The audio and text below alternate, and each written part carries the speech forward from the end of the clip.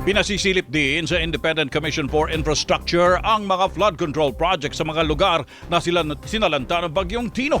Balita mula sa Kamara, hatid ni Radyo Patrol, Pamela Vasquez. Pam! Tuni, ito ang binigyang diin ni House Infrastructure Overall Chairperson Terry Ridon matapos manalasa ang bagyo sa Visayas, ilang bahagi ng Mindanao maging sa Southern Luzon. Giitpaan niya, kailangan silipin ng ICI kung alin sa flood control project sa Cebu at iba pang lugar ang gumana at alin ang hindi. Mahalaga rin niya itong siyasatin, lalo't isa sa top 15 contractors na pinangalanan ng Pangulo ay Cebu-based, halimbawa ang QM Builders.